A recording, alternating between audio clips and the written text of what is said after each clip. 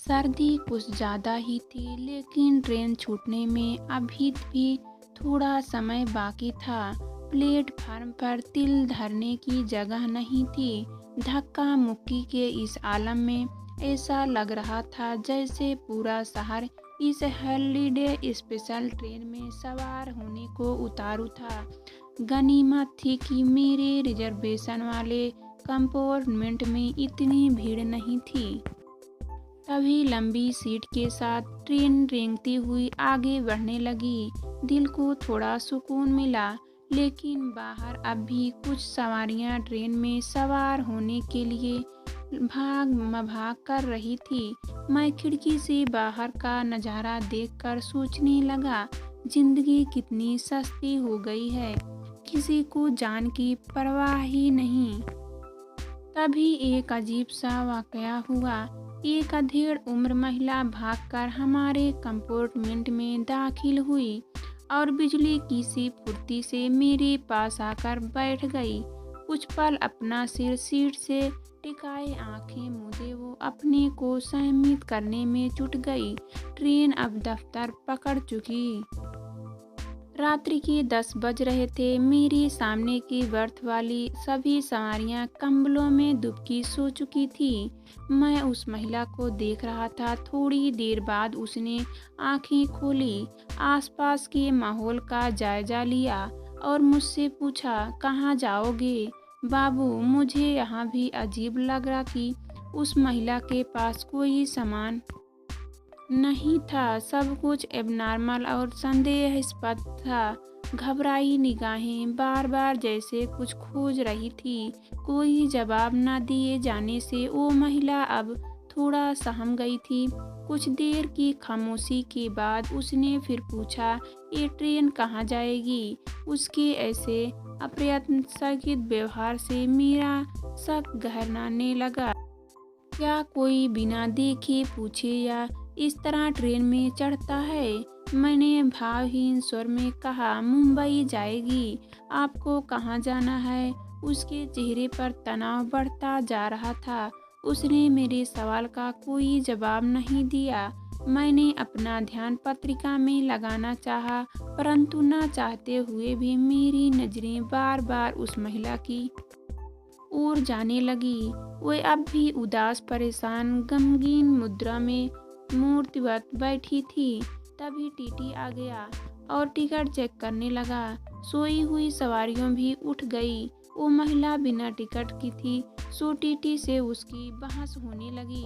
रुआसी होकर वह अपनी मजबूरी बताने लगी, लेकिन टीटी उसे अपने हाथ ले जाने और रेलवे पुलिस को सौंपने की धमकी देने लगा। उस महिला के पास पेनाल्टी के पैसे भी नहीं थे। तमाशबीन लोगों को ऐसे दृश्य बड़े आकर्षित करते हैं। किसी की लाचारी अन्य के लिए मुफ्त का मनोरंजन बन जाता है। उस महिला की आंखें जैसे याचना कर रही थी, लेकिन कोई भी उसकी सहायता के लिए आगे नहीं आया।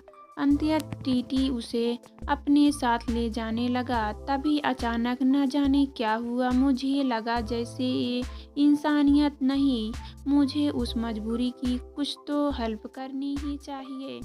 मैं तपाक से आगे बढ़ा। टीटी से बात हुई, ले देकर मामला 1600 रुपये में निपट गया। मैंने उसका टिकट बनवाया और अब वह पुनः मेरे पास सीट पर आ बैठी। निस्तब्ध शून्य को घूरती उसकी निगाहों में शायद कृतज्ञता का भाव झलकने लगा था।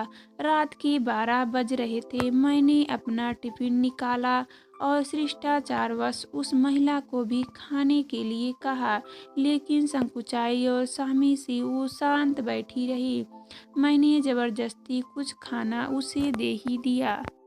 उसकी आंखों से अश्रुधारा फूट पड़ी। मशीनी अंदाज में छोटे छोटे कौर वह अपने मुंह में डालने लगी। मेरी नजरें अब भी उस पर टिकी थी। बोगी के नीले बल्ब की हल्की सी रोशनी इस माहौल को और भी रहस्यमय बना रही थी।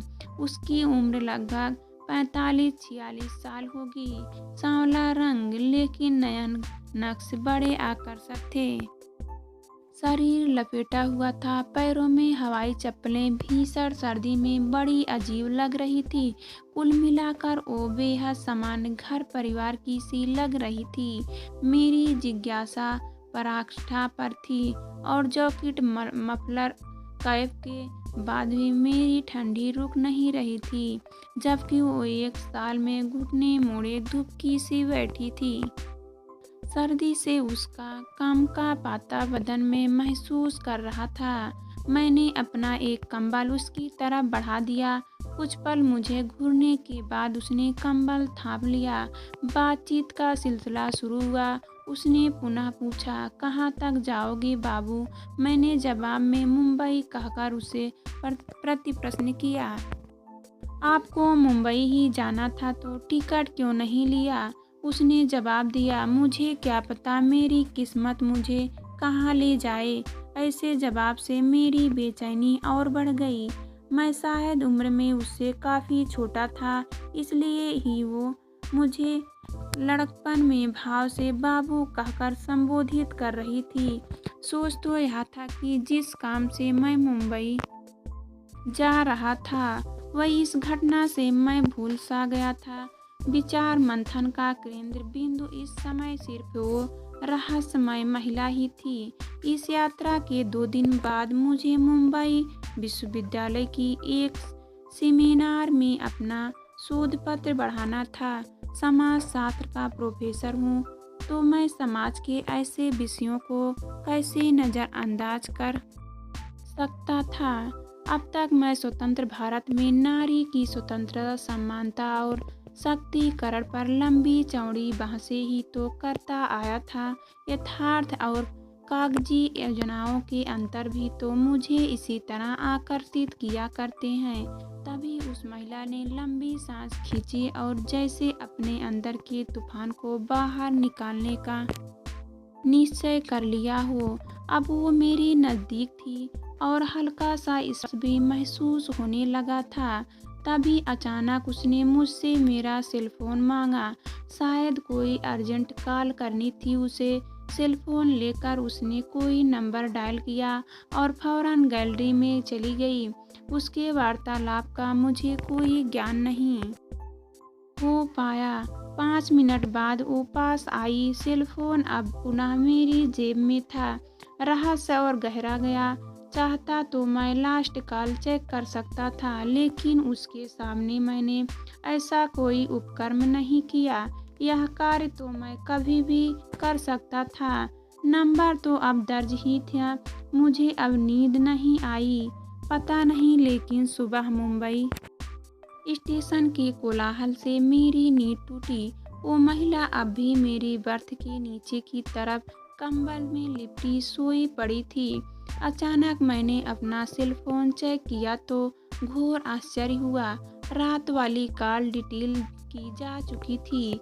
मतलब ये औरत थी बड़ी चालाक। मैंने उसे उठाया। भौचक्की सी नज़रों से वह मुंबई का स्टेशन देखने लगी। मैंने अपना सामान समेटा, कंबल उसी के पास छोड़कर झटपट नीचे उतर गया। वो अब भी उसी डिब्बे में बैठी थी। मैंने मुंबई विश्वविद्यालय के आमंत्रण पत्र से वो एड देखा, जहां मेरे रुकने की व्यवस्था की गई थी। काफ़ी पीगर में यूं ही स्टेशन से बाहर आया। मेरी नज़रें ऑटो चालकों से घिरी रहस्यमय महिला पर पड़ी। ना चाहते हुए भी मैं उसके पास पहुंचा। मुझे देखते ही वह रोने लगी। देखो बाबू, इन लोगों ने जबरदस्ती मुझे अपनी गाड़ी में बिठाया और अब मेरा पर्स गायब है। मेरी स्थिति अजीब हो गई। किसी तरह समझा बुझाकर मैं उसे वहां से दूर ले गया। सामने रेस्टोरेंट पर उसे चाय पिलाई। हालांकि मुझे उस महिला के बारे में ज़्यादा कुछ पता नहीं था, लेकिन जानता था बिना पैसों के इसकी अब मुंबई में दुर्गति होना निश्चित है। मैंने उसे अपने साथ लिया और ऑटो रिक्शा में हम उस होटल में पहुंचे जहां मैं अक्सर रुका करता था। मेरे प्रोग्राम में तो अभी 2 दिन बाकी थे, इसलिए मन था कि कहीं सुकून से बैठकर इसकी राम कहानी तो सुनूं। ताकि उसे यूं समझाधार के अकेले न भटकना पड़े।